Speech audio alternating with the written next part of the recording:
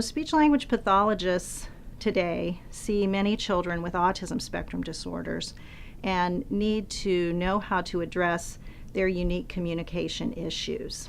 Lynne and I decided to take a look at one technique for developing vocabulary in these children, and that technique is called fast mapping. Fast mapping is a cognitive process by which a child instantaneously compares two objects, one object that they know versus one object that they don't know the name of. Research has shown that children in other disordered populations, such as children with Down syndrome or other kinds of cognitive impairment, also use fast mapping to acquire vocabulary. But we don't have very much information about whether or not children with autism are able to do this.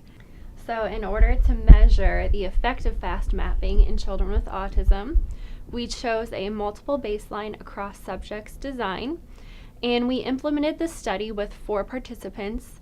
They were a variety of children with autism, ages 6 to 8, but they had varying levels of expressive and receptive language. So we had a variety of 80 items consisting of food, animals, and colors.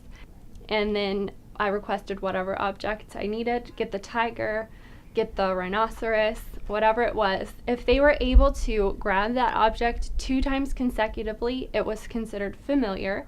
And if they failed to grab the object 2 times consecutively, it was considered unfamiliar. When Lynne first came to me and talked about doing a master's thesis, she told me that one of her main objectives was to become a more confident clinician. And I don't have very many students come to me with that being one of their main objectives. But I have to say that through this whole process, she has really grown and developed in her ability to talk about what she's done and present her results and represent her findings in a real efficacious manner. She's really just grown so much. Words can't really express it.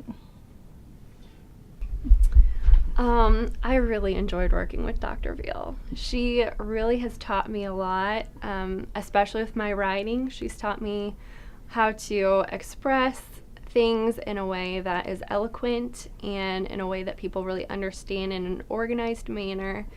She's taught me a lot about working with children with autism. I had a little bit of experience, but she has a lot of experience working with children with autism and, just how to facilitate learning with them, different techniques, strategies. They have a lot of specific needs, and she really understands that, and I appreciate her passing that on to me.